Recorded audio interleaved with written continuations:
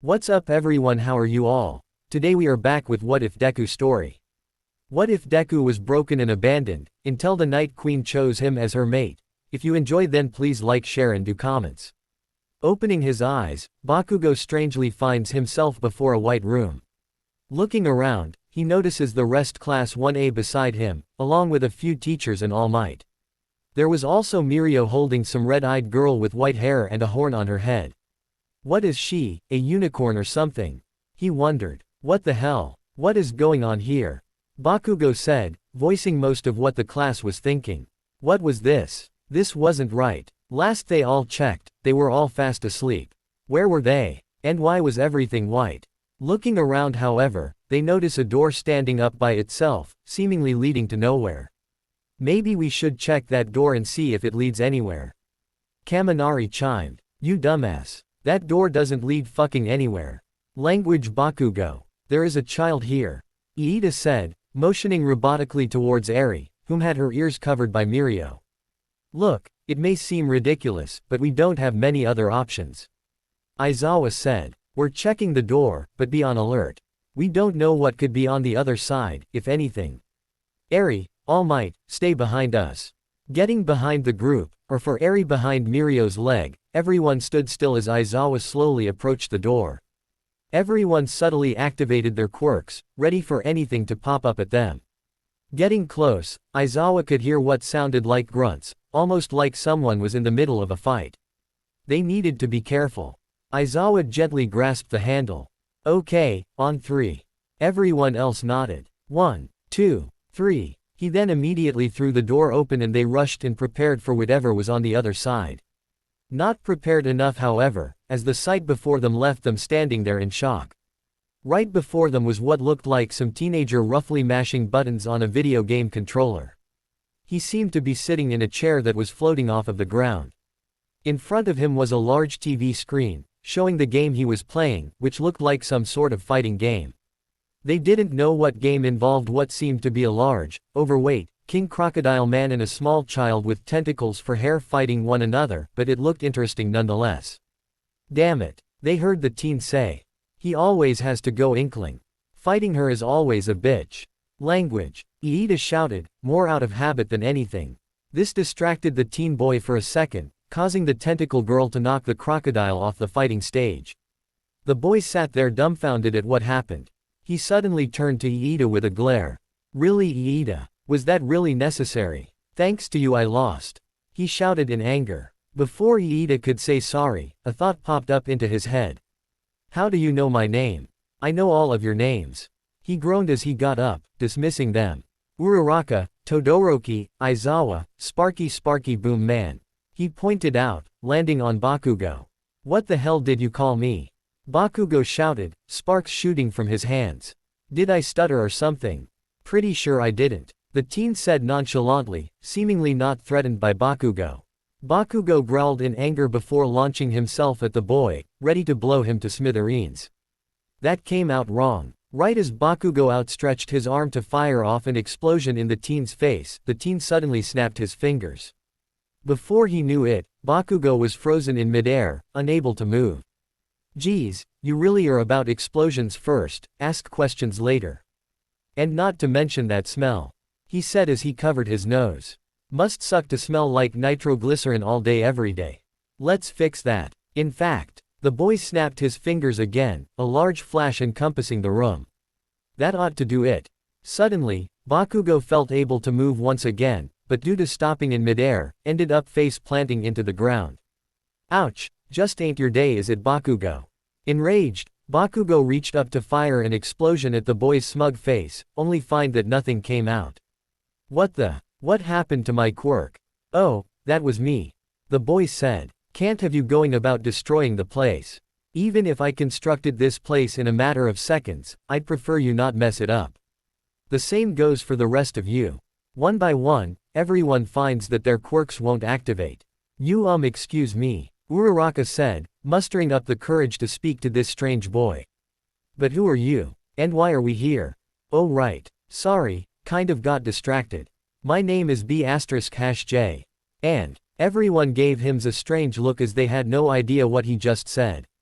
He sighed as he'll have to go with his nickname. One he wasn't too fond of. Or, since B and J are the only regular characters in my name, you can call me BJ. Half of the class cracked up at this, mainly Mineta, Kaminari, and Mina. Yeah, laugh it up. Can we just get this started? After having everyone quiet up, BJ smiled. Good, now. He cleared his throat. Welcome all of you. You all have been selected to view the vast different universes in the multiverse. But with a twist. He strangely sounded like some sort of TV host. Now, between you all, can any of you guess who is currently Mia? Looking around, Uraraka was the first to notice someone missing. A certain someone with green fluffy hair. That's right. Our very own Izuku Midoriya is currently missing. No need to worry though, as he is sleeping soundly in bed. BJ said, pulling up an image of Izuku sleeping in his dorm room. Now during your stay here, time is irrelevant. You can be here for years on end and only a second could have passed back there. Now for the twist, the universes you'll be viewing shall revolve around our resident bone breaker. Now this was a surprise. They were all just going watch Izuku in different universes. But there was one question on their minds. And why only shitty Deku's life huh? Because none of you are as interesting. BJ replied. Well, at least he was honest. Kirishima decided it would be manly to raise his hand for a question rather than interrupt. Yes Kirishima. While watching different universes sound cool and all, why are you doing this? Why show us this in the first place?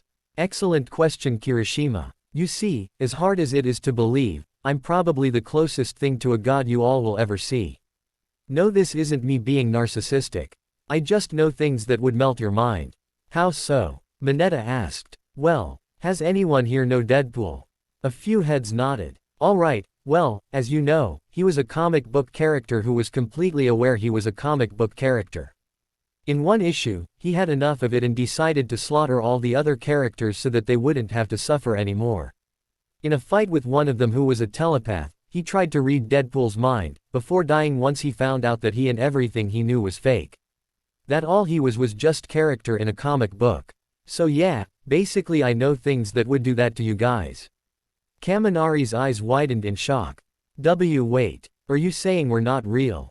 What? Of course not, it was just an example idiot. BJ said, gaining a sigh of relief from everyone there. What they don't know won't hurt them. Now, for an example of my powers. Watch. With just a flick of his wrist, he gave everyone comfortable seats to sit in as well as each and everyone's favorite snack. And while I am capable of entertaining myself through playing video games with my brother, I sought for more. And then, I came across this idea. See, we are not the first to try this. You are a few of multiple versions of yourselves who have gotten to experience this. So I thought, hey, this looks fun. Let's give it a try. And here we are. He finished. This was a lot to take in at once. First they find a being who claims to be some sort of god. Then they find he has abilities that make it hard to disprove him, and now he was going to show them viewings of different universes. But hey, at this point, the most they could do was just watch, and try to enjoy it. Now then, let's get in the movie watching mood. BJ then maneuvered his hands strangely as he dims the lights and moves the seats closer to one another, making it look like a small movie theater.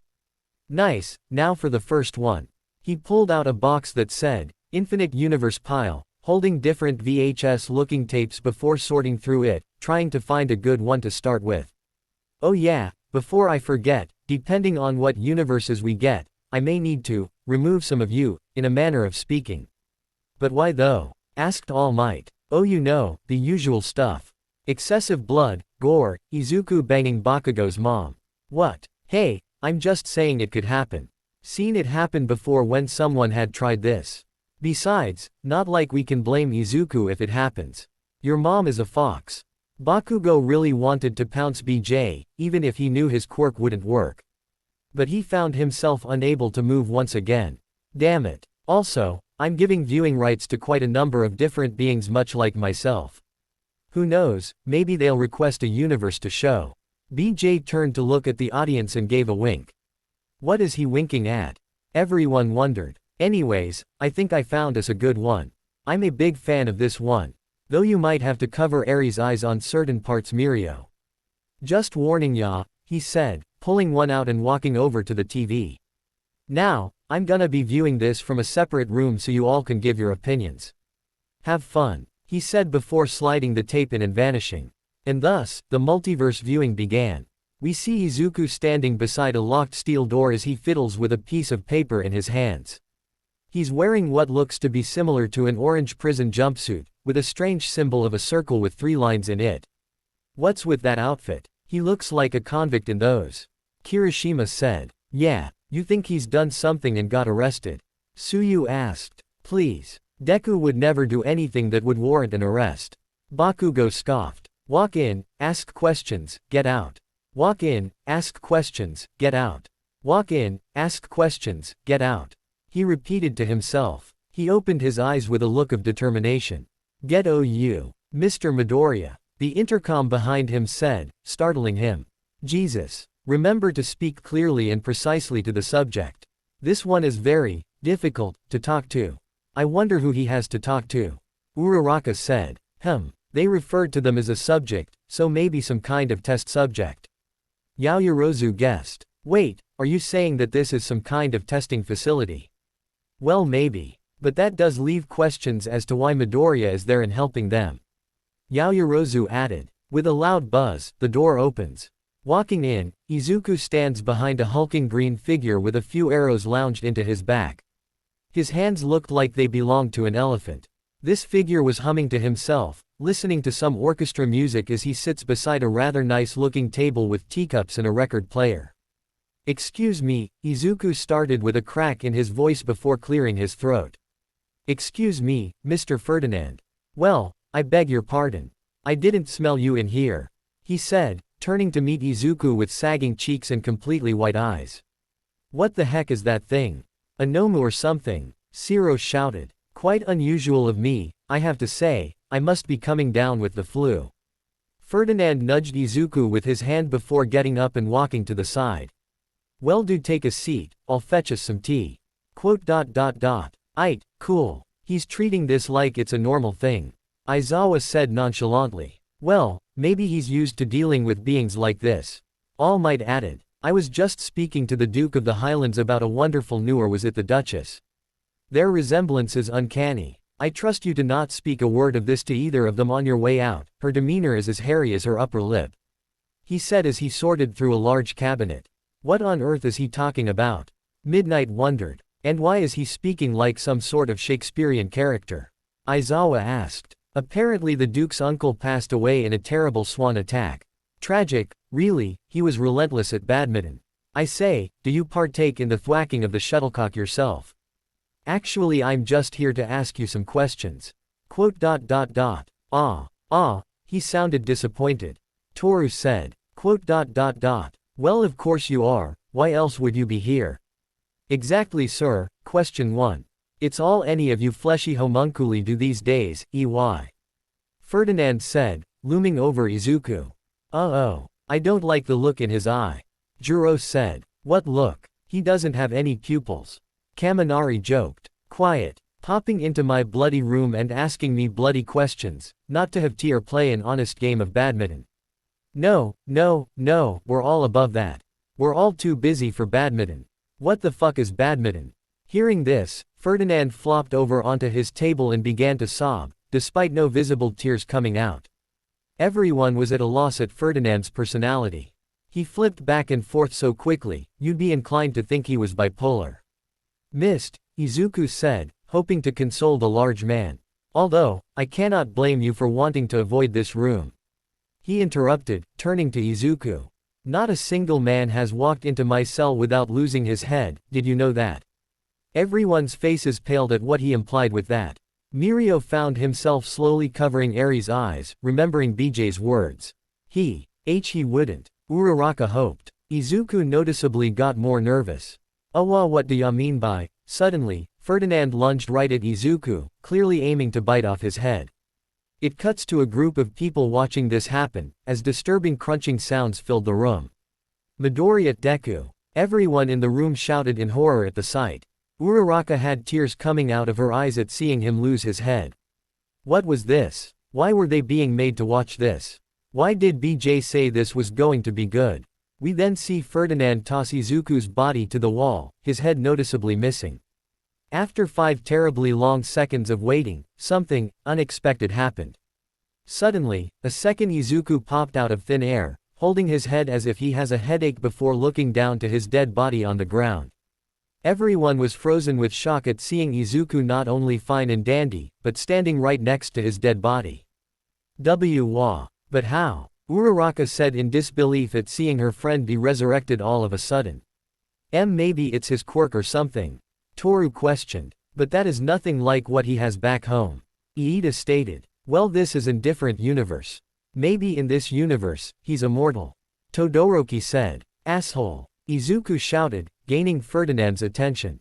Izuku reaches beside his previous body and pulls out the paper he had before, it now having his blood on it. Ew. Just by his reaction alone, you can tell he's used to this. Kaminari pointed out, everyone else nodding in agreement. I say, you're not an average chap like the rest of them, are you? Not technically, no. You're an abnormality. An SCP, like us. You belong here with us. Wait a sec. SCP. The SCP Foundation is real in this universe. Mina exclaimed. What are you on about? The SCP Foundation. Aizawa questioned. The SCP is a fictional organization that stands for Secure, Contain, and Protect. Their job is to find different anomalies in the world, ranging from extraterrestrial and even extra-dimensional, and studies them to learn about them and prevent the possible extinction of all human life. Kirishima looked at Mina surprised. Mina, where did you learn this? Oh, I read about it online sometimes. The SCP's people make up are just so cool to look up. Mina exclaimed. After explaining it, everyone just looked at Mina with a look shock. What? Nothing. It's just surprising to hear you. Uraraka started. Actually reading something extensively. Suyu asked. Hey, to be fair, you seem to know more about this made-up organization than you do about many of the subjects we learn in class. Juro said. Mina merely pouted and crossed her arms. She was smart and attentive when she really put her mind to it. Midori told her that, and she knows he's right. He always was. No. I do not belong here with you. I am not a human atom bomb, I'm not a rapidly evolving virus, and I'm not a Shakespearean cannibal. I work for them. Those were incredibly specific. Don't tell me that facility keeps every single one of those. Toru said, scared at the thought of any of those existing in their world. You bet they do. And those were only the tip of the iceberg compared to what else this facility has. Mina laughed, causing the others to pale a bit at what else there could be. I've no doubt in my mind about your pathetically feeble and fragile nature, but are you allowed to leave anytime you wish, Dude, you've asked like 5 questions and I haven't even asked one, can I just, Izuku started before once again getting interrupted. Buj, just one more. Just one more. He said before punching Izuku into the wall, smashing his head open and breaking his arm, some of the bone showing. In just a second, he pops back again with a new body. I don't think I can get used to that. Uraraka said, averting her eyes. Me either. Everyone else thought. Does that hurt? Ferdinand asked bemusedly. Yes, that hurts. Stop it. Suddenly, Ferdinand leapt into the air and smashed Izuku right into the ground. As soon as he popped back, Ferdinand punched his head open. He started laughing as he killed Izuku over and over, clearly having a joyous time doing so. Despite how messed up it sounds, Bakugo had to hold back a small chuckle at this. Not because seeing Deku dying was funny to him, not even he was that cruel. No, it was more how to Deku, it was merely an irritation, and that Ferdinand kept doing it when it clearly annoyed Deku. We're going nowhere, stop the test, said someone from the group watching them, before sending some kind of tranquilizer dart into Ferdinand's arm, knocking him out.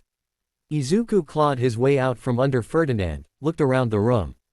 Wow, I even got on the lamp. Mr. Midoriya, please exit the containment cell. I'm out. I don't wanna be here when these bodies start voiding their bowels. Fuck you, Mr. Ferdinand, Izuku said nonchalantly before leaving the room. He is awfully casual after being murdered so many times.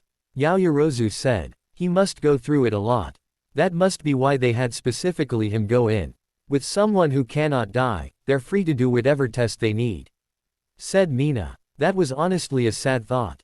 Being killed so many times that you just get used to it. Izuku enters a room where we see three figures. The first is Shiro messing with what looks to be a cactus. The second is Tokiyami seemingly stuck to the ceiling with his arms crossed. The third and final one just seems to be the top half of a dog stuck into the wall. All except for the dog were wearing the same orange SCP suit. Check it out, Tokiyami and Shiro are there too. Sato said. Wait, were SCPs in this too? Shiro questioned. Looks like it. Why am I stuck to the ceiling? Tokiyami wondered. Hey, Izuku said as he walked in. Hey, said Tokiyami. How'd the test go? Shiro asked. Not great, but not as bad as the black hole demon. Wait, demons exist in this too? Kaminari exclaimed. He's still better than that guy that eats memories. Tokiyami groaned. Mind freaks are the worst. Wait, there's a guy that eats memories. Shiro asked with a raised eyebrow. Tokiyami looked confused. There is. This actually caused everyone laugh a bit for the first time during this entire viewing. If only it was like this from the start. Izuku hopped into bed. I'm gonna hit the hay a little early tonight, guys. Cool. Alright man, no prob. As he lays in bed, a thought from his previous conversation with Ferdinand popped up in his head. Hey, we're not freaks, are we?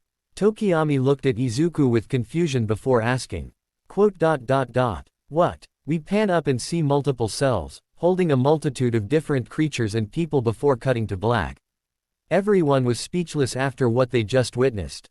Seeing as no one was saying anything, Kaminari decided to chime in with something that was on his mind. Was there a guy with corn for a head? We just literally saw a world where Midoriya is a test subject in some facility and is used due to some ability he has to not be able to die, and that's your first question afterwards. Jiro asked him as disbelief. Well, yeah. Kaminari ended up with a smack against his head, courtesy of the punk rock hero herself. As this happens, everyone sees the tape from before being mystically removed and replaced with a new one.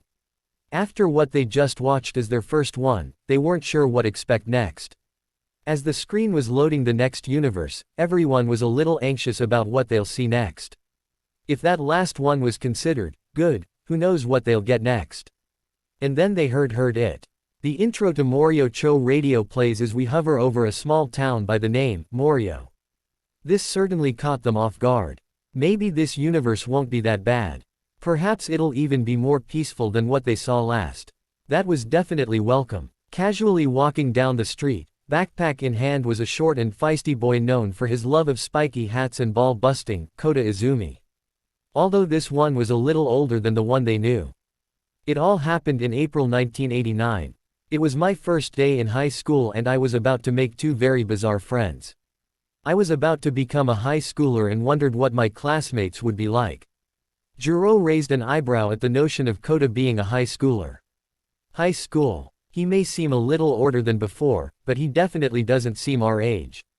Well, he still looks older than Mineta. Suyu quipped. Good point. Hey, Mineta shouted, but was ignored by the others. In case you were wondering, my name is Kota Izumi. Though I guess it's not really that important.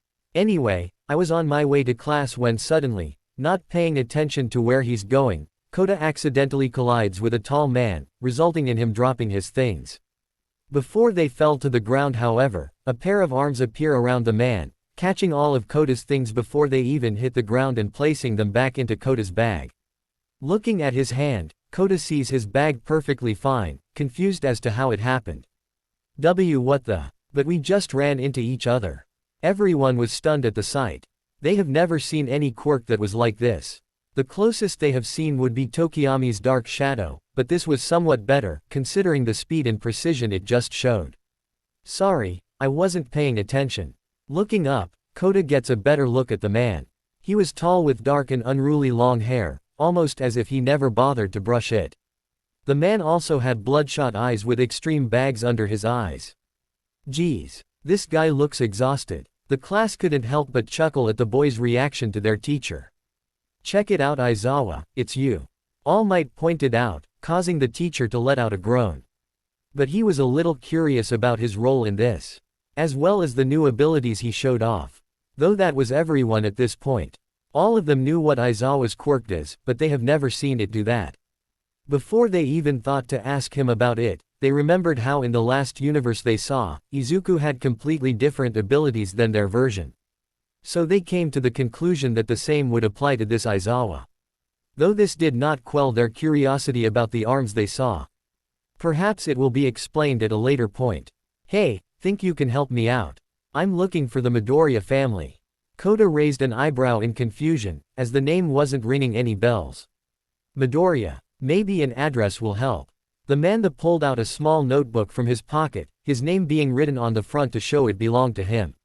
Shota Aizawa. Aizawa-sensei's looking for Midoriya.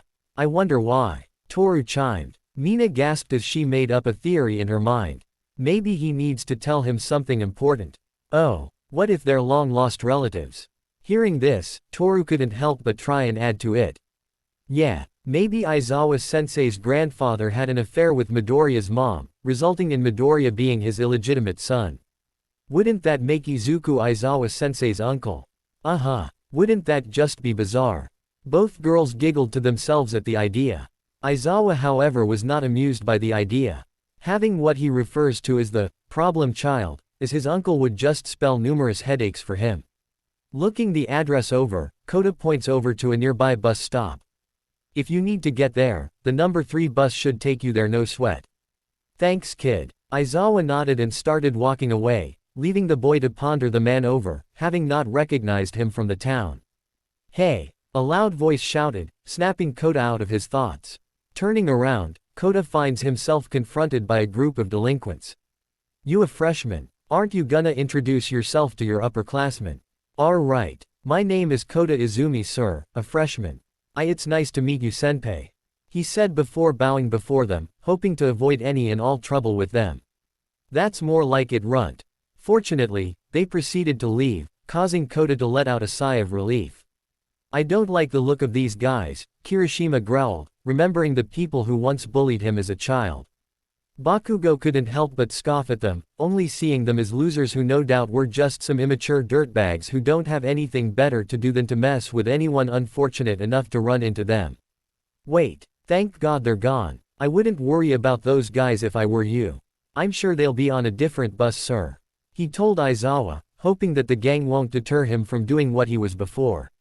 However, the delinquents weren't completely done, as Kota hears them once more, this time harassing someone else. What do you think you're doing, asshole? Who do you think you are? Surrounded by the delinquents was Izuku Midoriya, who was currently squatted down beside a fountain. On the ledge sat a small green frog currently minding its own business. Great, those guys just have to start messing with more people, Midoriya no less. Don't they have anything better to do? Kaminari complained, not liking the delinquents at all. Well, at least we get to see Deku finally. I wonder what he's like in this world.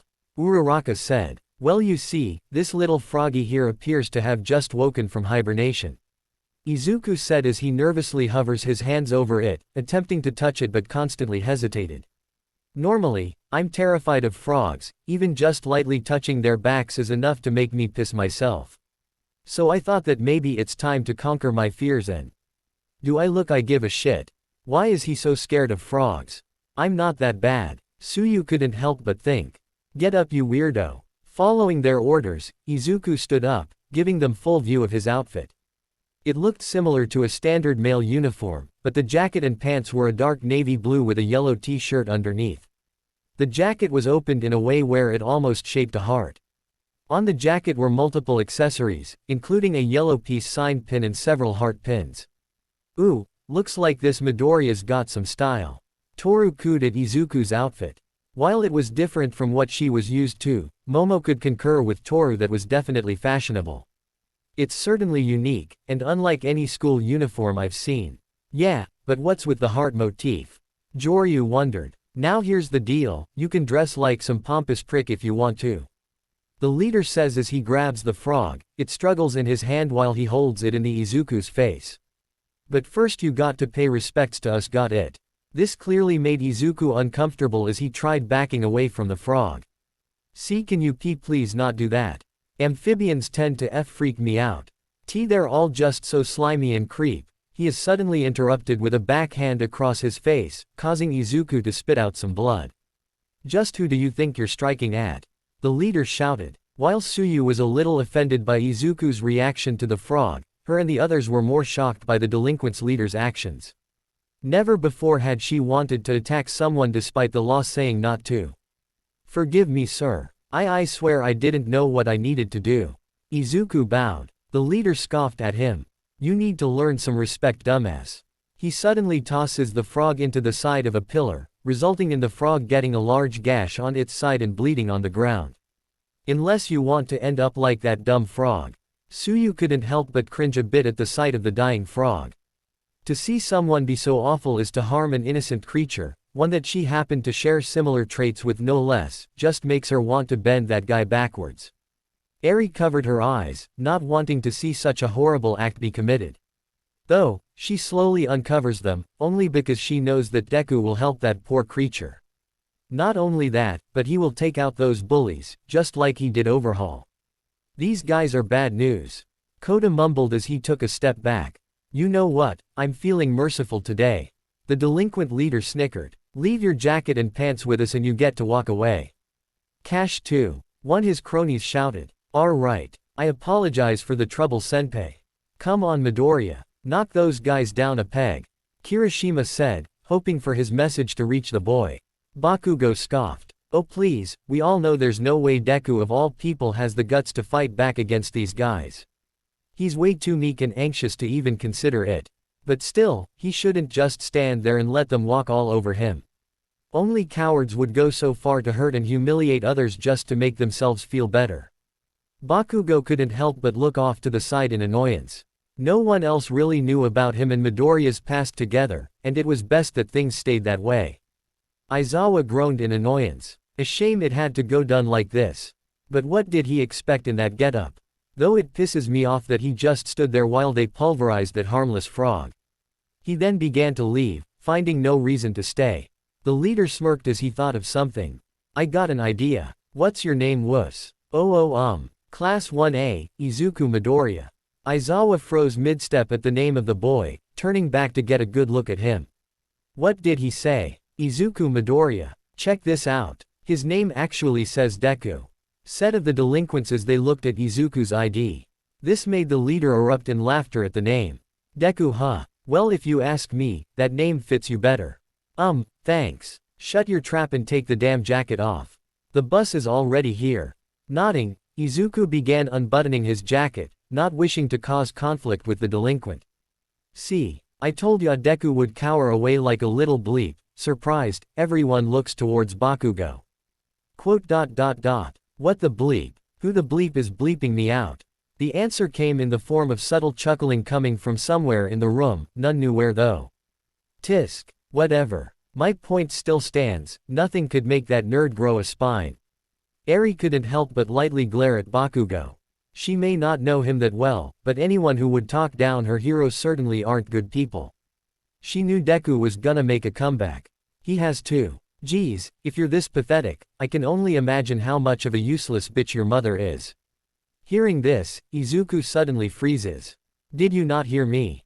Hurry it up. A strange aura begins to surround Izuku as glares up at the delinquent's leader, surprising him. Senpai. What did you just say, about my mom? He fist clenches as he stares down the delinquent leader. This honestly took the class back. While they have gotten small glimpses of Izuku being upset or maybe a little angry, none of them have ever seen him like this. There was nothing but pure unbridled fury behind his eyes, the kind that when you see it, you know you're screwed. Guess we found out what really makes Midoriya tick. Juro chimed. Unbeknownst to the delinquents, a large muscular arm suddenly manifests from Izuku's aura, clenching its fist tightly as it reels itself back.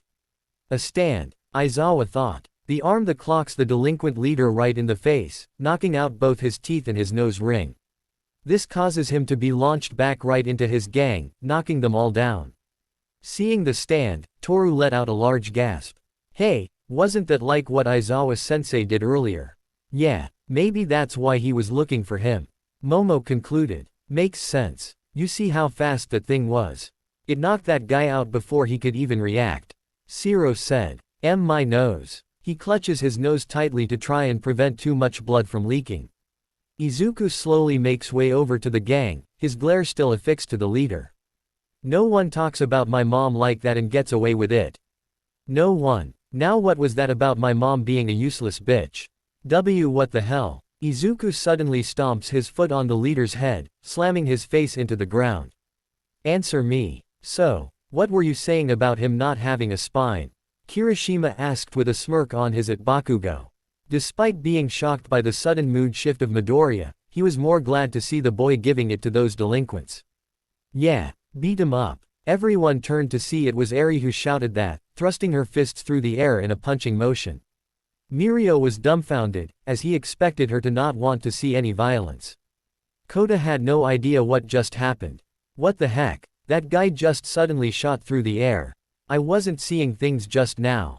That was a stand I saw, thought Aizawa as he looked to Izuku. This caused confusion between the class. Wait, Kota didn't see that arm thing just now. Kaminari said, voicing the thoughts of everyone in the room. Shiro attempted to put some logic behind it.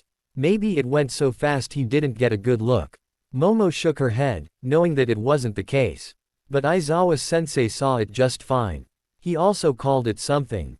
A stand. Izuku then gently lifts the frog off of the ground, it looking perfectly fine. To show that it was okay, it hopped up onto Izuku's shoulder. How is that frog okay? I know I saw that large cut in it earlier. Kaminari said in confusion. And why is Midoriya not surprised too? Todoroki groaned as he came to the obvious conclusion. Maybe he himself healed it. Huh, the frog. Its wounds. Kota says in shock before looking towards the delinquents. Wait, look. Your nose is going back to normal.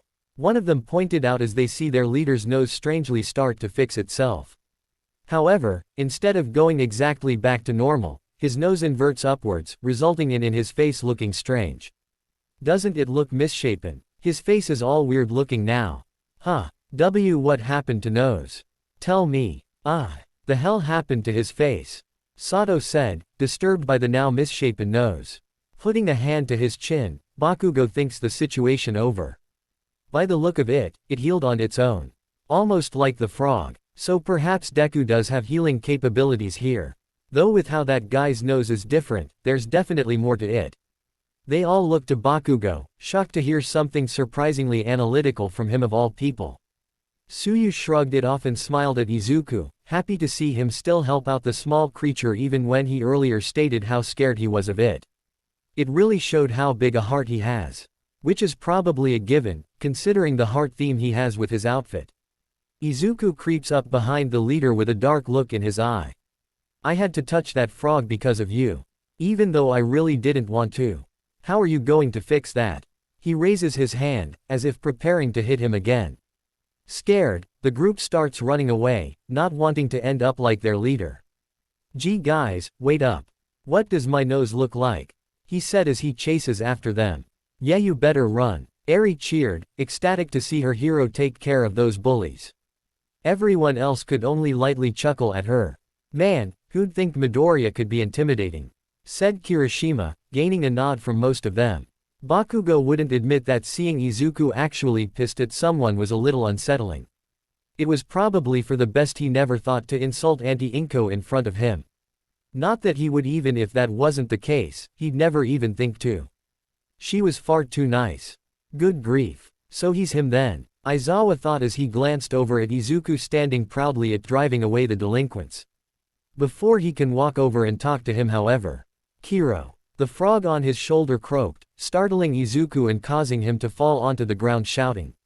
Holy shit. We hear before the screen cuts to black, signifying the end of the story. The class couldn't help but laugh a bit at how, despite him chasing off a gang of delinquents, he was still the same old easily startled Midoriya that they knew. They still weren't sure what stands, or whatever the heck those arms were all about, but they looked interesting nonetheless. They should ask BJ the next time they see him. Mina turned to Tsuyu. You know, that frog kind of sounded a lot like you, Tsu. It even had your eyes. Maybe in this world you are actually a frog. Toru cooed. Probably. That could be possible. Tsuyu said absent-mindedly as she pondered being an actual frog. It doesn't seem that appealing, but hey, she still meets one of her friends in this case, so that's a plus. Oh, imagine if he decided to keep you as a pet. Hearing the idea, Suyu wouldn't be opposed to being Midoriya's pet if she was a frog. Knowing him, he'd take great care of her and make sure she lived a nice life. He probably wouldn't if he's still scared of frogs. Juro shrugged. That's too bad. I'd be more than happy to have him take me.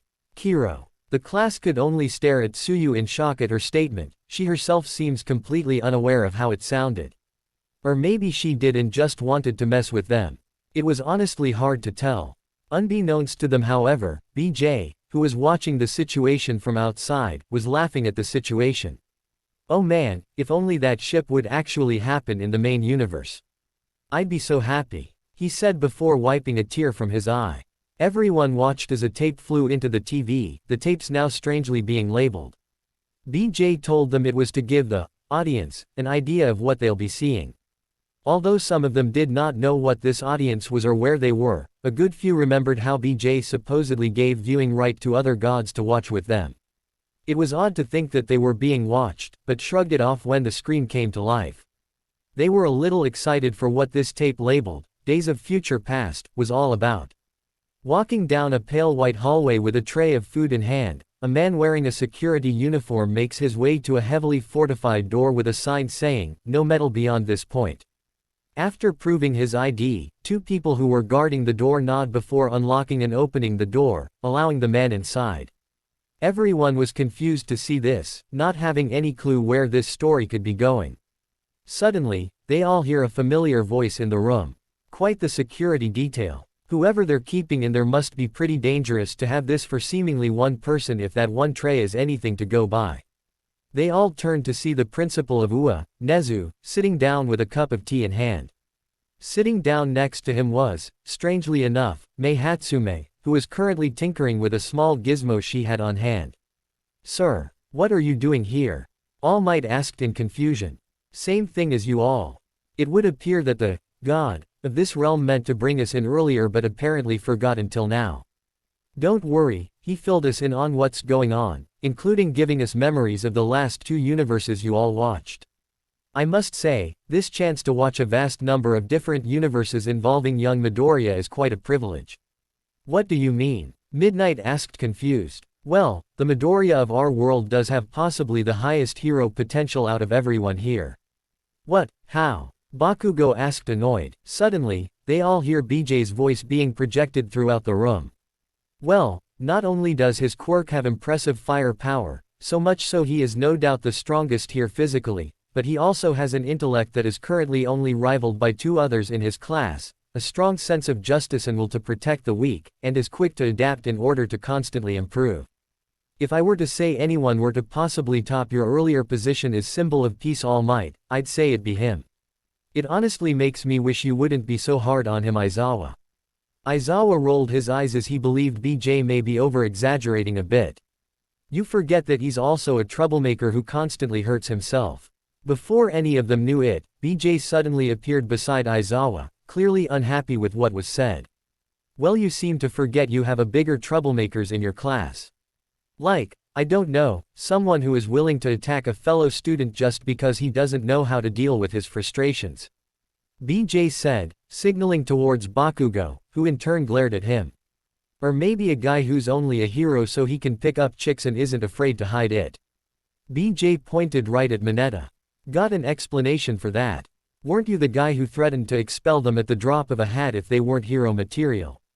Does being a certified sex offender mean you're a good hero?" "What the heck, man?" Mineta shouted, tears rolling down his eyes.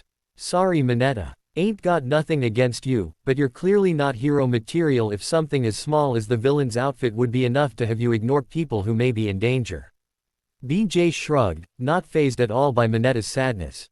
"Anyway, we're taking too long with this, so we'll talk later. Watch the show," he said before snapping himself out of existence. Wanting to ignore what had just happened, most of them turned back to the screen to continue watching. Although Aizawa was still going over what BJ said in his mind. It wasn't like BJ was wrong. Perhaps he doesn't as good judgment as he once thought. Inside reveals an elevator. After pressing a button for which floor to go, the man stands and patiently waits to reach the floor. However, his hat strangely falls to the floor. Shrugging it off, he reaches down to pick it up. Once he gets back up however, he notices the reflection of someone on the door. He looks behind himself and sees a young man with unruly green hair. He wore a shiny gray leather jacket along with, strangely enough, goggles. The man doesn't even get a word in as the boy grins at him and pulls out some duct tape.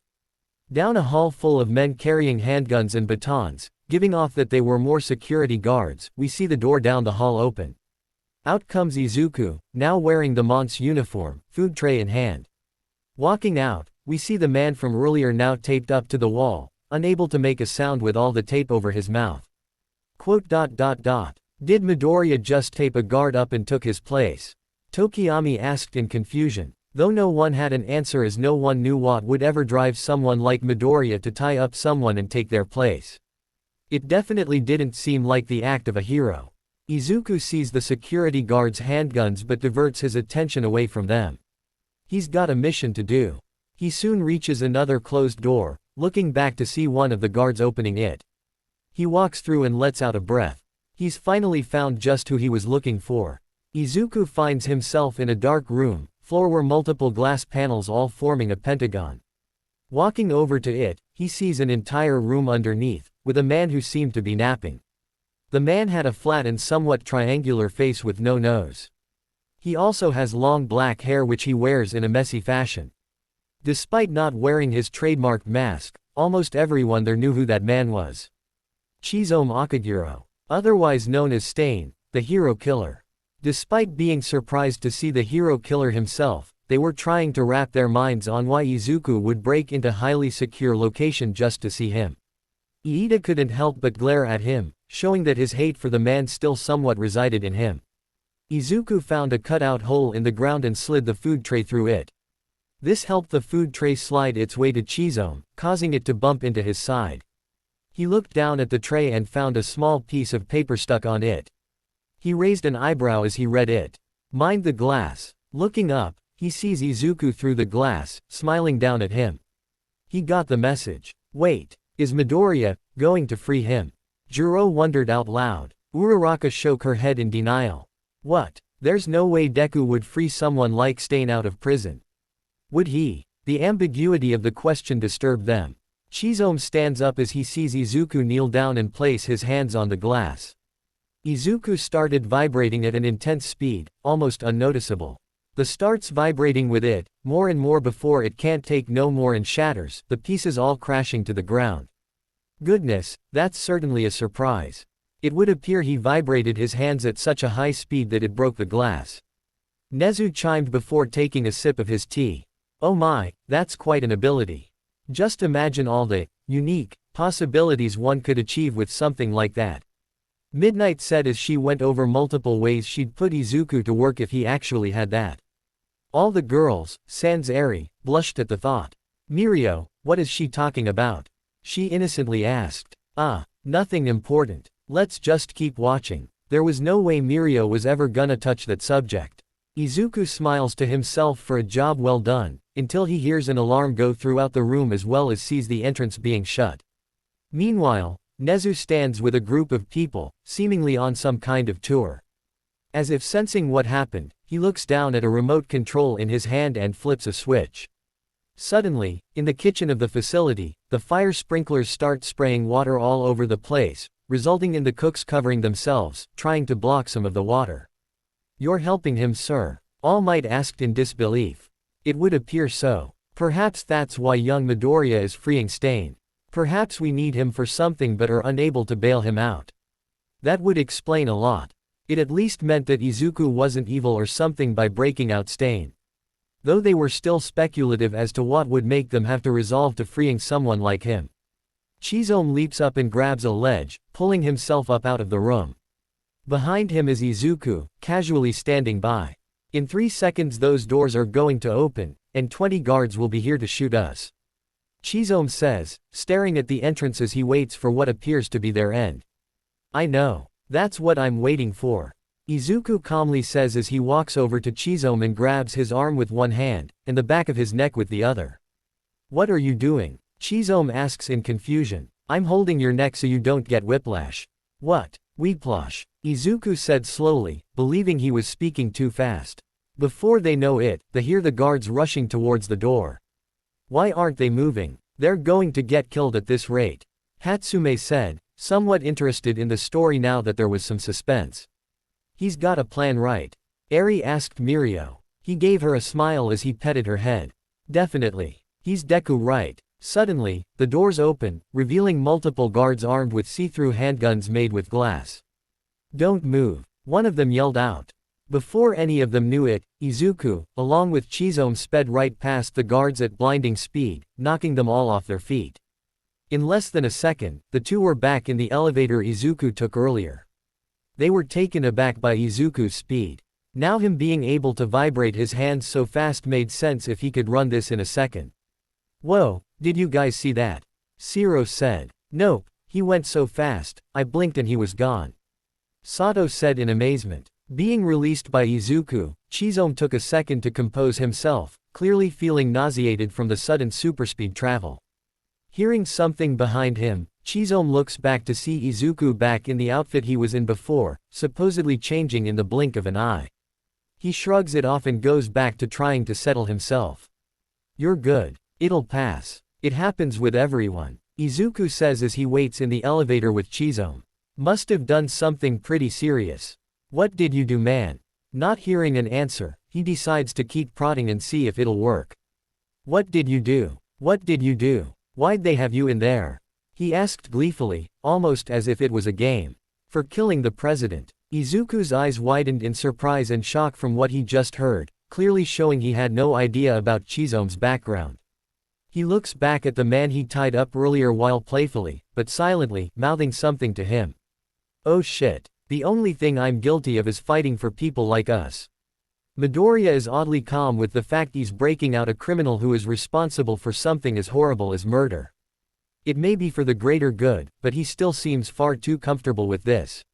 Iida said, not feeling comfortable with seeing someone like Midoriya break the law with such ease. He must be used to causing trouble then. Nezu surmised. You really think so? All Might asked. Well, Chizome did say he was fighting for people like him and Midoriya, and I didn't see those guards earlier use quirks of any kind. So it may be possible that quirk-like abilities are rare in this universe. That would make those with abilities the minority here. And, much like when quirks first appeared in our world, people without abilities most certainly would go against them. Perhaps Midoriya had to resort to criminal activity because of this. That was an uncomfortable thought. Most were aware of how quirkless were treated in their world, but were unsure at what they could do about it. It's hard to imagine that in that world, the roles were reversed. That if they were in that world, they would be discriminated for something they had no control over. Just like the quirkless. Or maybe he just likes causing trouble in this world. Nezu chimed, making everyone fall out of their seats. You take karate. You know karate, man. I don't know karate. But I know crazy. This gets a small laugh from Izuku, not knowing how serious Chizome was. We see Aizawa along with Mirai Sasaki, aka Night Eye. Just in case you guys don't know his name, enter the kitchen from before, the fire sprinkler's still on. Ladies and gentlemen, boys and girls, this is a code red situation. We are evacuating the entire floor so that we, my associate and I can secure the prison. Sasaki said, causing all the cooks to leave the kitchen. Mirio froze at the sight of his deceased mentor. While he was plenty sad remembering the Mon's tragic death, he was also confused. What was he doing there? Was he trying to stop Izuku from releasing Stain, or to possibly help him? The two suddenly run into two guards who were still suspicious of this whole thing. Who are you? One of them asked. We are Special Operation, CB. FB Sid. Sasaki said, trying to make up things as they go, causing Aizawa to roll his eyes. Woof, he is blowing it so bad right now. Mina commented, gaining a nod from everyone else. Look, perhaps you didn't hear me when first I spoke, but it is imperative that you understand we're in complete lockdown situation. We have to get you to the third floor and... Before he could finish, Aizawa suddenly punches one of the guards in the gut before grabbing a pan and tripping the other with it and clocking him in the head in midair. The guard still standing tries to shoot them, but gets the gun knocked out of his with the pan and then tossed to the ground, knocking him out. I'm sorry, were you finished? Aizawa asked sarcastically. Sasaki shakes his head before rushing over to one of the downed guards and takes his keys. Well, you're certainly more talkative here, Shota. Present Mike said, nudging Aizawa with his elbow, earning him a groan in annoyance. Seriously though, Aizawa-sensei, that was totally badass how you took them down, said Kaminari. Aizawa merely looked away to the side. We cut back to the elevator with Izuku and Chizome, still waiting for the door to open. As they wait, Izuku remembers something that was mentioned about Chizome. They told me you control metal. Chizome looks at Izuku confused, believing that he was attempting to break him out alone. Not paying attention to his confusion, Izuku continues with a rather interesting quip. You know, my mom once knew a guy who could do that. Everyone in the room was silent. If this story was implying what they thought it was, they wouldn't know what to think. Iida and Todoroki were especially disturbed at what that notion could mean. Look, I'm sorry. I'm just not very good with violence, Sasaki told Aizawa as he opened the door for the two. Seeing Chizome, they stare at one another for a few seconds. Sasaki, Chizome said in shock before suddenly getting clocked in the face by Sasaki, knocking him to the ground. Oh, that's gotta hurt. Toru cringed a bit, though no one could tell. Chizome rubs his chin as he looks up at Sasaki in amusement. Good to see you too, old friend. You're walking, he says before standing up. No thanks to you, Sasaki growled. Is he saying he almost crippled Night Eye? And that they were once friends? Suyu wondered aloud. Well, it certainly didn't work if that was the case. As to be expected from Sir Night Eye, Mirio said proudly before his shifts downward slightly. As for the whole past friends thing, who knows? Sir Night Eye clearly doesn't like even being around Stain.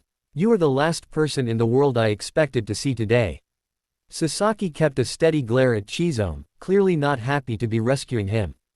Believe me, I wouldn't be here if I didn't have to. If we get you out of here, we do it my way. No killing, no helmet, Chizome said, motioning to his head. I couldn't disobey you even if I wanted. I'm never getting inside of that head again, Sasaki said, going right up to Chizome's face. I need your word, Akaguro. After staring down at him for a while, Chizome finally nodded, knowing that this was going to be his only means of escape. Hearing this, Uraraka got confused. Get into his head. Does he brainwashing powers now? Oh, like that Shinso guy? Shiro asked. Maybe. Though it may be more advanced than even his.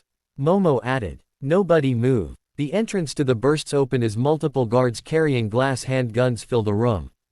Pointing their guns at the group of four, they spread it out, hoping to block any means of escape. Sasaki, Chizome calmly said as he looked to Sasaki, expecting him to do something about the guards. Put your hands up or we will shoot. Freeze them, Sasaki. Sasaki tried to keep straight but was clearly nervous due to their situation. I can't. Hands up. Glaring at the guards, Chizome decided to take matters into his own hands. The tables in the room began to shake as he started taking control of anything metal in the room. Utensils, bowls, pots, anything to get them out of there. The room was tense. Nobody was sure what exactly was going to happen. They heard earlier that Stain here control metal, but they didn't think they'd get a chance to see it, what with all the plastic and glass everywhere. But they were also nervous if any of them would come unscathed if the guards opened fire. Seeing this, Sasaki grabs onto Chizome hoping to stop him from possibly killing the guards. No, he shouts as things suddenly slow down. We see all the guards fire their guns right at them, and we see Aizawa grabbing and tugging on the scarf around his neck while his eyes shine a bright red. We hear Jim Croce's "Time in a Bottle" play as Izuku, seemingly unaffected by the slowdown, puts on his earphones, slides on his goggles, and starts running up the side of the wall. Everyone was awestruck at the speed Izuku was displaying. He was running so fast, bullets flying through the air looked slow to them. No hero in their world would be able to match up to this level of speed, not even All Might in his prime. Running on the side of the wall, Izuku sees a pot full of soup flying through the air, so he quickly snags a bit with his finger and tries it, clearly satisfied with the taste. Seeing a guard to his side, He smacks him upside the head before racing off to another and poking him in the face, the force of the poke making waves in the guard's face. While everyone was taken aback by the force a simple poke from Izuku going this fast could dish out, Kaminari couldn't help but voice out his opinion in the most eloquent way possible. "Are you kidding me? He could go so fast, people are basically statues to him. No one should be that fast. Gah." Fortunately, he was stopped by Jiro quickly jabbing him with her earphone jacks. He quickly smacks another guard before grabbing a plate midair and tossing it towards a different guard's head. He knocks aside one guard's gun and then gives him a wedgie. Izuku then speeds over to another and removes the gun from his hand before making the guard's hand for a fist and making him punch himself. Izuku rushes to two guards standing side by side, and moves the arms hold the guns and puts it up to each other's face, so that the knockback from the guns will cause them to hit one another. Before leaving, he grabs one of their hats and put it on. Seeing the bullets about to hit their mark, Izuku goes over to Chizome and Sasaki. He then carefully moves the bullets away from them, smiling at his work as time finally resumes. Aizawa, Chizome, and Sasaki look on in shock as not only did they not get shot, but each of the guards were taken out. Either by something hitting them or even themselves. They look to the back of the room and see Izuku standing by the door, clearly satisfied with himself. That is certainly a horrifying ability. More than you know, Todoroki added. Finding a good portion of the class confused, he sighed as he continued. To do what he did, you not only need to be really fast, but you'd need an insane amount of stamina, skin tough enough to stop bullets, and super strength in order to support each step. He's essentially All Might just with less strength but way more speed, which actually makes him more terrifying. Hearing that made the class shiver at the thought. They should count themselves lucky someone doesn't have abilities like that in their world, and that in his, he seems to be a good guy. Even if he seems fine with crime. Knowing that the strange occurrence was his doing, they decide to just leave while they can before anything else pops up. As he walks past him, Aizawa gives Izuku a pat on the shoulder. "Nice kid," he said before leaving the room. The video then goes to black as Izuku follows them out the room. Wow. Words of praise. That's certainly new. Present mic chimed, somewhat startled to see Aizawa actually praise someone. Aizawa merely narrowed his eye at his friend. He still had thoughts of what BJ had told him in his mind, and knew that he should probably shape up if some guy with too much time on his hands was able to pick this out. "I can hear you thoughts you know," BJ said, seemingly to no one in particular, but Aizawa knew it was him he was referring to. BJ manifested himself in front of the screen with a new tape in hand. But before placing it inside, he had a small announcement to give. "Alright everyone, I'm sure some of you may become overwhelmed with the universes you'll have to see. So I have decided that after 2 or 3 more we will have a short intermission so that you all may have a break. That sound alright?" he asked, receiving a near unanimous agreement among everyone. While yes, all they were doing was just sitting down and watching stuff, they needed a break after seeing the once meek and quiet Midoriya in multiple crazy situations and worlds. Nodding, BJ slipped in the new tape before disappearing. This one weirdly titled, Deku, Episode 1 Foot. A title card popped up on the screen, showing Izuku and All Might holding onto each other in panic as something Fang-like approaches. On the fangs were words spelling out the title of the episode.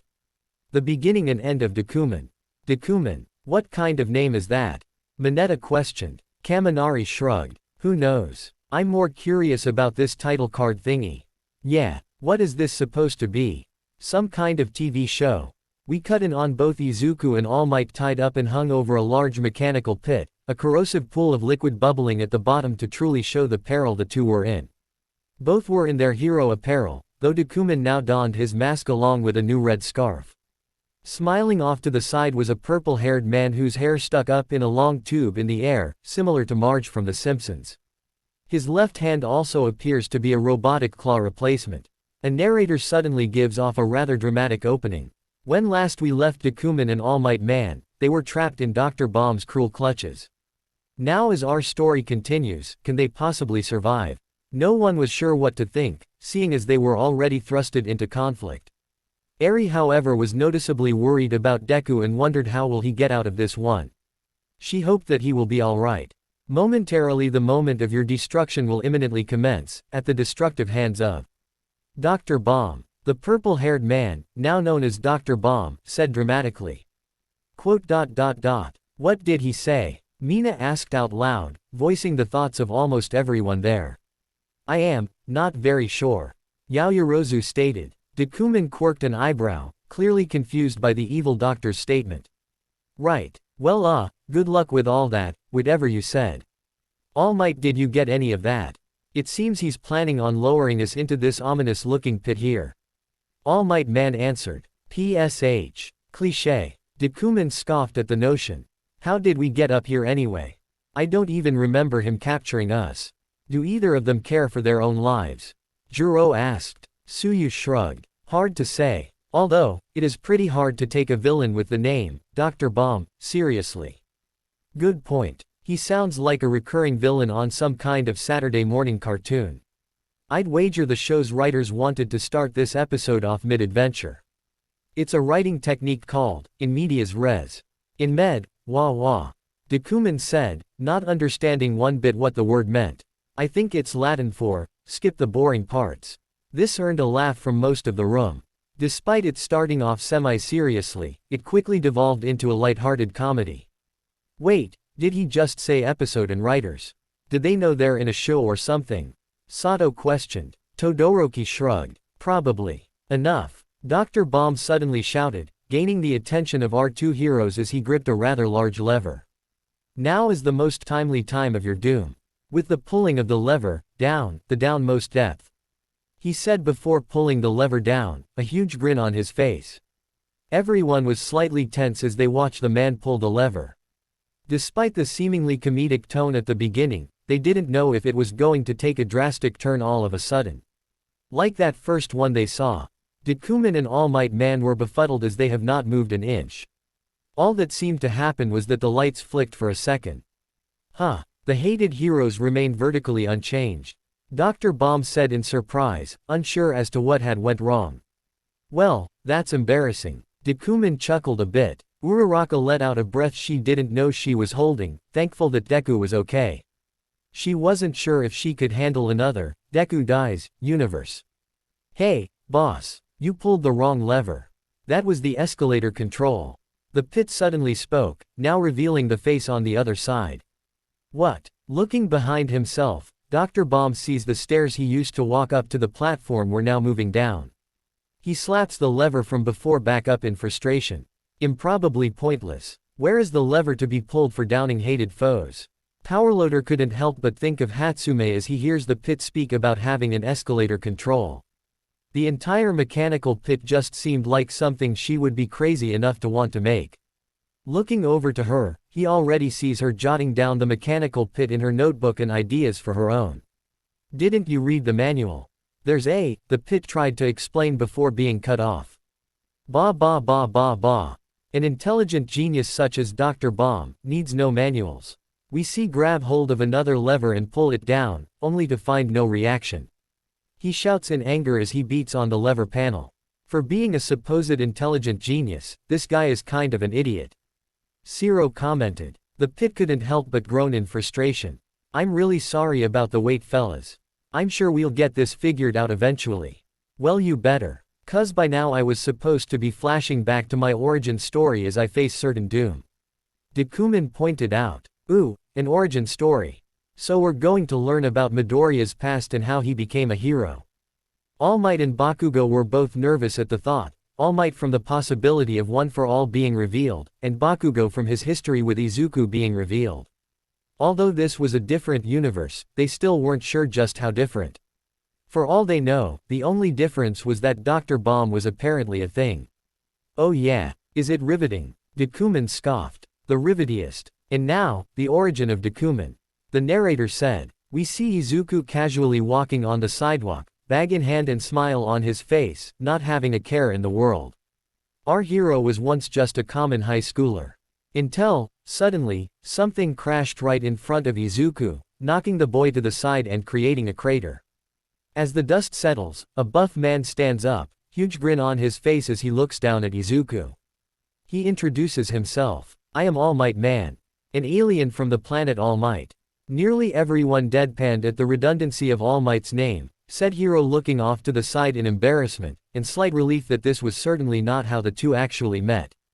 Fortunately, Izuku was able to voice their thoughts shortly afterward. Well, that's redundant, Izuku said as he stood back up. I have traveled across countless galaxies, and braved the dangers of the cosmos, to bring you some super secret awesome space stuff. All Might Man said as he pressed his massive finger against Izuku's chest. Sure. Despite being completely and utterly confused by these sudden events, Izuku thought, why not accept some secret items from an alien? That sounded like a reasonable choice.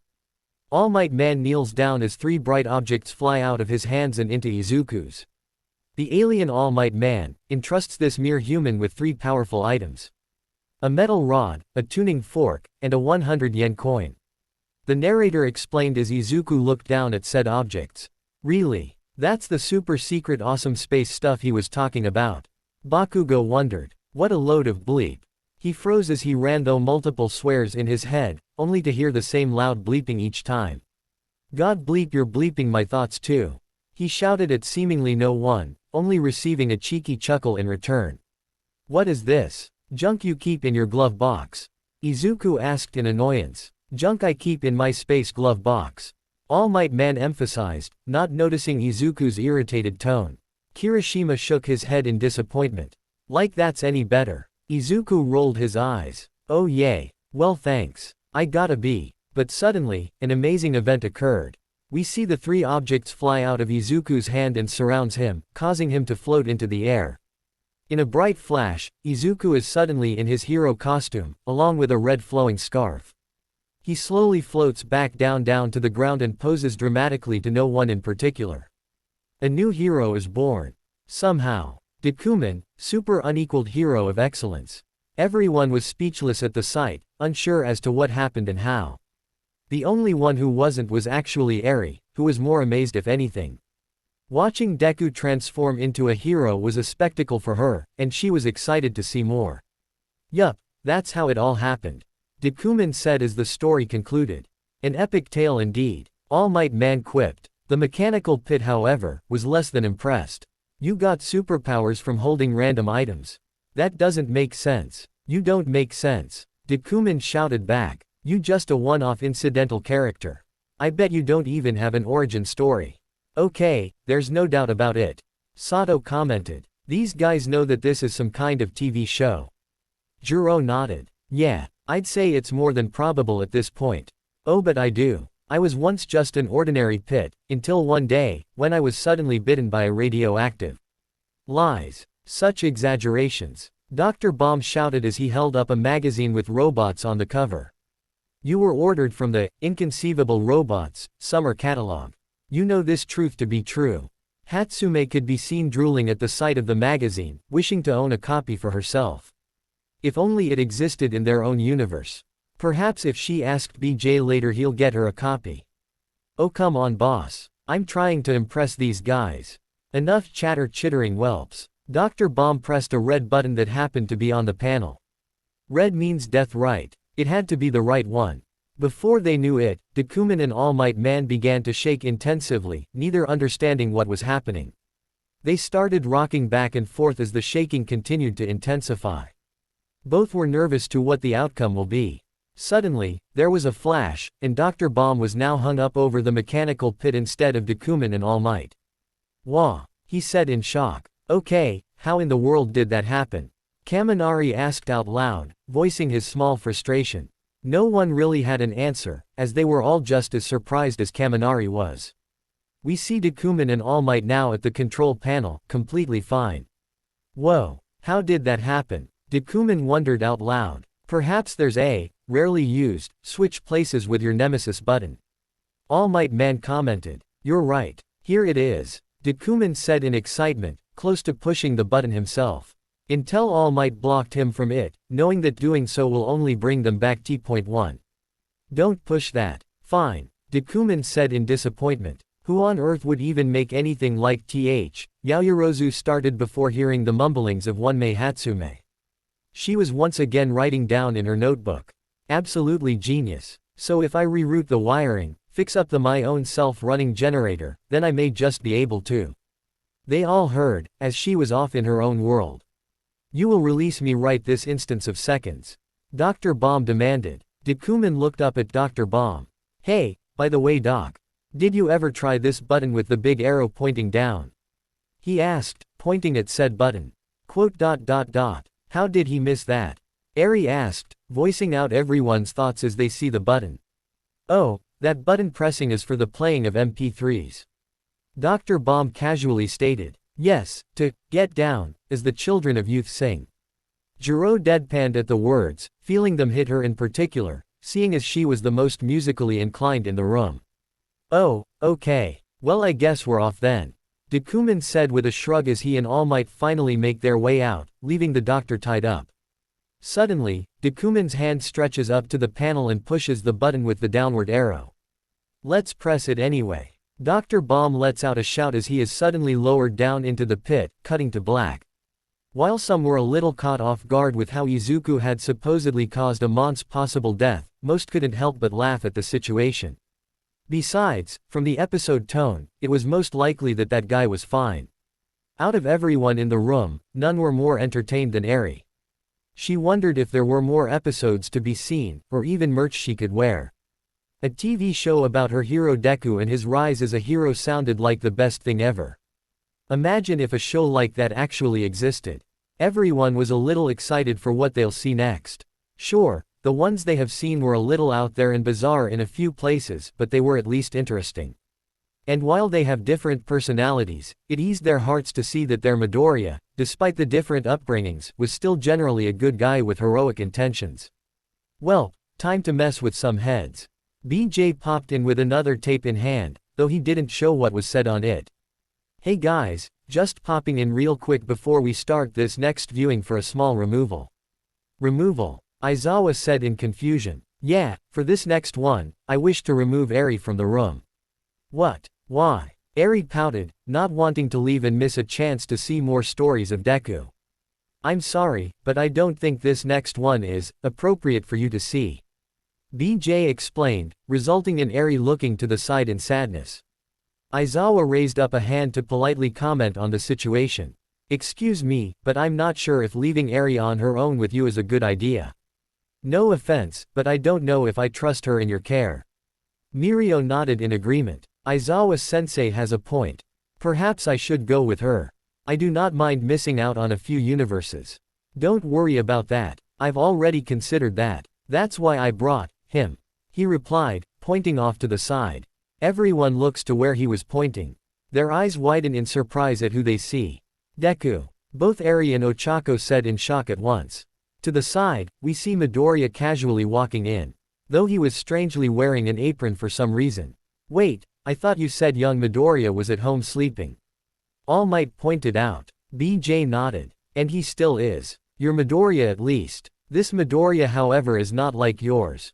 Midoriya politely bowed before them. It's a pleasure to meet you all. While I have met your counterparts from my universe, I guess this is technically our first meeting. You see, this Midoriya comes from a universe much like your own. However, this Midoriya had become Eri's legal guardian. In other words, he's the Eri from his universe's adoptive father. Everyone's jaw dropped at the news. This Midoriya is a father. That was probably the most bizarre thing they had heard up to now. Eri however, had different thoughts as opposed to the others. Lucky her, she thought. Having someone like Deku as a father would have been miles better than being taken care of by Overhaul. Even now, while her situation has definitely improved, she still would love to be taken care of by someone as kind as Deku. Now, with this Midoriya here, he can take care of Eri while we watch this universe. BJ explained. Eri gasped at the idea. Oh right. I actually brought a treat for her. Midoriya said as he pulls out something that had Eri drooling. A shiny candied apple. Aizawa rubbed his chin as he thought this over. Well it is Midoriya. I guess if Eri's fine with it we can. Yes yes yes. She shouted in excitement before rushing out of her seat to Midoriya. She leaps into his arms as he chuckles at her behavior. BJ smiled at the display before pointing off to the side. Head that way and you two will find a room to relax in. It's got snacks, a couch, a TV, just about everything you two will need. Midoriya nodded as he and Eri left the room. Nearly everyone there smiled at how adorable the two were together, making them realize how Izuku would make for a great father in the future. Okay, now that that's taken care of, time to get this next viewing started. Iida raised up a hand. Mr. BJ, none of us asked at the time, but what makes this universe inappropriate? First of all, don't call me that ever again. Second, let's just say the Midoriya in this one is a little less heroic than what you've seen. Wait, what do you mean by th? Mina started before being interrupted. Too late, putting it in. BJ said quickly before shoving the tape in and disappearing. A few were able to catch what the tape said, however they did not know what it alluded to, as it said. The night. We fade in on a view of a castle. It was nighttime, so little to no detail could be seen, other than its dark silhouette against the night sky. In the middle was a tall tower, standing over all the rest. What seemed like a window in it was casting light, showing that someone indeed did live there. A drum beat began to play as we zoomed in closer and closer to the tower. Inside the tower, we see a pair of hands slowly sliding on gloves in time with the music as the guitar plays, amping the music. Afterward, they then grabbed what looked to be a cape from a stand. What's with the music? Yaoyorozu wondered out loud. Well, the others had some music in it, right? Kaminari said. Yeah, however, it seems more prominent in this one. At what appears to be the front door of the castle, someone carefully walks in, revealing herself as a young woman with short-length brown hair, holding a book in her arms. She smiles to herself as she believes the castle to be abandoned. Everyone was surprised to see said woman, seeing as she resembled someone among them. Is that you, Jiro? Yaoyorozu asked. Jiro was absolutely befuddled at the sight of her in this universe. What am I doing there? She wondered out loud. I'm more curious about your brown hair. Mina commented. Toru nodded. Yeah, what's up with that? Jiro shrugged. I don't know. It kind of reminds me of my dad's. Although his is more of a blonde. We see the back of the mysterious person from before standing in front of a mirror. From his figure, you can see that he is male, has short and messy green hair, as well as near pale white skin. The man could be seen fixing up his outfit before grabbing his top hat and rushing off. Jiro sets her backpack down as she finds a spot to sit to read, revealing it to be Twilight. Opening the book, we flash to Mont's glowing red eyes and wicked grin, showing off his fangs before pulling back to see his full figure. However, the upper half of his body is noticeably darkened, covering up his face. Pale skin, glowing red eyes, sharp teeth. Twilight. Is Midoriya a freaking vampire? Kirishima asked. No one was really sure. If he was, however, that would explain how BJ said he was a little less heroic. As most of them thought this over, Yaoyorozu couldn't help but think about a vampire Midoriya. She has read her fair share of Twilight in her off, and couldn't but blush as she imagined the story of said book around herself and vampire Midoriya. I have never read or seen Twilight, nor have any intention to do so, so I have nothing to go off of if it is actually as romantic as some say it is. Just wanted to point that out. Cast in a pitch black suit and cape with the inside being red, the man grabs a strange-looking cane. The top looked bat-like, with wide wings and sharp ears. Similar to the man, it also wielded glowing red eyes. Walking down a flight of stairs, the man holds out his cane. The top opens, revealing fire blazing from the inside.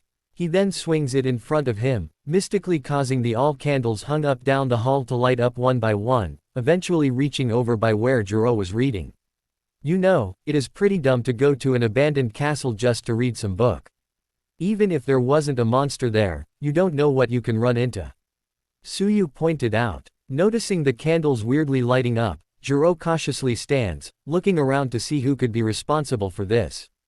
Suddenly, a gust of wind blew right by her, causing her see at the end of the wall, atop a balcony, stood a strange figure. We zoom in to see him covering himself with his cape. Moving it aside, we see Izuku Midoriya, or as he's otherwise known as in this universe, as the Duke. Suddenly, out of seemingly nowhere, he starts to go into song. The day is the wife whom I elude. He began as he removed his hat and bowed, knowing it to be courteous when greeting someone. The one to whom I should be right. Although forewarned by peers and kin, I always get into the night. This caught nearly everyone by surprise. While part of it was the shock of seeing Midoriya start singing, but it was also the shock of how nice his voice was. This Midoriya's voice sounded deeper and more mature than their Midoriya. While their Midoriya's voice would constantly crack from anxiety, this one just exuded confidence. Making his way up to the rails, Izuku jumps down to the lower floor, flapping his cape back as he lands. He smirks at Jiro as he slowly walked over to her. Despite being around the same height, Jiro couldn't help but feel small as this otherworldly figure's strangely large shadow cast over her. "The night, she calls me, she calls me, she calls me." Izuku sang, his shoulders shimmying to the music before suddenly disappearing. Jiro looked befuddled, wondering what just happened. Behind her, a dark silhouette of Izuku formed. She sways in her velvet dress, and pulls me towards her in the dark. Hearing him still singing, Jiro jumped in surprise and looked behind her to see where he was. However, Izuku kept moving just out of her sight, until she went full circle and found nothing. Placing a finger on her chin, wondering just where he went, Jiro was suddenly startled once more as he popped up right to her side. She tried running away down the hall, wanting to get away from him. While the others rest, Izuku instantly sped right past her without her seeing. She looked behind herself to see if he was chasing her, only to somehow almost run into him before stopping himself. Izuku then, using his cane, knocked Jiro's book up out of her hand and onto the ground, only for the pages to begin flying out of the book. Jiro looked back frighteningly at Izuku, a large smirk still adorned on his face, showing he was having fun toying with her. The fiend. Yaoyorozu quietly growled upon seeing Twilight being knocked to the ground. She tried running for the door, only for Izuku to snap his fingers and cause the door shut and lock. Jiro looked horrified, finding that she couldn't escape from this psychopath. "Heed the call, the time has come. Mother's come, she is the night." Izuku continued as he held out his cane to Jiro, a long red cloth shooting out and grabbing her by the arm. He pulls her closer as he sings, "Come with me to the other side." Removing the cloth from her arm, Jiro tries running away again, only for more to come after her and wrap around her entire body. "Make the girl in black your bride." Lifting her up into the air, the cloth engulfs Jiro before bursting her out, looking noticeably different. She now donned a dark velvet dress along with pitch black, high-heeled boots, and her once brown hair was now a dark purple. "Really? What's with the dress?" Jiro groaned into her hands, clearly unhappy with the sight before her. Uraraka gently pats her on the back, trying to comfort her. Well, at least it looks pretty. And hey, your hair looks normal." Despite it not really helping, Jiro did appreciate the thought. Falling to the ground, Jiro looks over her new clothes in confusion. Because of this, she fails to see more cloth come up behind her and wrap tightly around her waist. "The night, she calls me. She calls me, she calls me." Izuku starts pulling her towards him. Jiro tries to escape, but finds herself unable to remove the cloth. Coming face to face with Izuku, we suddenly flash to Jiro limply swaying in the air. She sways in her velvet dress and pulls me towards her in the dark. She looks up to see strings attached to her wrist, manipulating her arms. Above her is Izuku on his balcony, puppeteering her with his cane as he amicably watches her squirm. While the others rest, biting off the string, Jiro manages to remove herself from Izuku's grasp, falling back down to the floor. Surprised, Izuku jumps down and tries to grab her, only for her to run away down one of the halls. Izuku groans in annoyance before chasing after her. "Yeah, you book it, girl." Mina cheered, causing Jiro to smile a bit. "Though it's not like she can outrun him. You saw how fast he was," Shiro pointed out. Jiro runs up a flight of stairs, only to see Izuku already at the top. He playfully waves at her before pulling down a lever. The stairs suddenly invert into a slide, causing Jiro to slide back down, Izuku following after. She races down another hallway, Izuku still on her tail. Jiro hides behind a corner and sees Izuku rush right past her, seemingly unaware she was there. Jiro then began to make her way back to the entrance hall. Right when she finally made it to the door, Izuku grasps her wrist before she can even touch the handle. He playfully wags his finger back and forth, telling her he won't allow her to leave. Suddenly, the two become dark silhouettes over a red background as they start dancing. Well, more like Izuku was dancing and Jiro was just unable to resist. I'm still confused. What does he want with Jiro? Toru said, a befuddled expression on her invisible face. Maybe to suck her blood. He is a vampire, right? Suyu placed a finger on her chin in contemplation. But if that is what he's after, why is he toying with her? Besides, this Midoriya only sucks guys. BJ said out of nowhere. Everyone looks to BJ bewildered, wondering if they had heard him correctly. She tried running, only to be pulled back by his cane. He grasps her hand and starts twirling her, making her nauseous. It just seems very strange to me. Not her quiet lonely streets. And draped in all her mystery. Could be so sweet and comforting. Izuku sings as they swing to and fro. Jiro was starting to lose hope in ever leaving this madman grasp. That is until, during their dance, he dipped her so low she saw the drapes behind her. Her eyes widened as she sees a little light shining through them. The night, she calls me. She calls me, she calls me. Looking back up at Izuku, she sees his blood-red eyes and razor-sharp fangs. An idea sparks in head as she knew exactly how to take down this vampiric menace. Everyone went silent at what this was implying. While they knew she essentially had no choice but to do so, it was still an unsettling thought. Especially for Jiro, as it was essentially her doing the act. She sways in her velvet dress. And pulls me towards her in the dark. Izuku sings as he watches Jiro, the girl who has been doing everything she can to get away from him for the past few hours, now suddenly starts going along with him before seductively grasping his chin and backing to the end of the hallway. He watches in confusion as she becks him forward with her finger, a seductive smile on her face. Izuku looks towards the audience in surprise before suddenly grinning as he walks toward her. Jiro started getting flustered at her alternate version's action. It was obvious that she was doing it to trick him, but it was still a little embarrassing to watch herself seemingly seduce Midoriya of all people. While the others rest, Izuku removes his cape and tosses his top hat aside as he gets closer and closer. Reaching Jiro, Izuku turns towards the audience and wags his eyebrow at them. Does he know we're watching this? Midnight wondered. That would explain why he's singing of all things. Aizawa added. He grabs Jiro's arms and rushes to the end of the hall. He finds a small pillar with a stone gargoyle atop it before smacking the gargoyle away and sitting Jiro atop it. Izuku leans in towards her as he removes his gloves, not noticing Jiro reaching her arms up to a small rope she assumed would pull back the curtains. While she was close, she couldn't quite reach them. He then starts untying her corset, revealing more of her cleavage, while also lifting up her skirt. Everyone was getting noticeably uncomfortable while watching this. Even Mineta, in all his perverseness, did not like watching this take place. While he may love looking up skirts and casually groping girls, even he had his limits. Jiro couldn't help but get flustered at the image of Izuku forcing himself on her, even if she was pretending to be interested for her plan. It was just something she never thought she'd see, or even think about. Jiro begins to freak out as she frantically tries to grab the rope until finally. She did it. Pulling the rope down, each of the curtains start opening, filling the room with sunlight. Surprised by this, Izuku doesn't see Jiro reach for his cane and use it to knock him back, right into the light.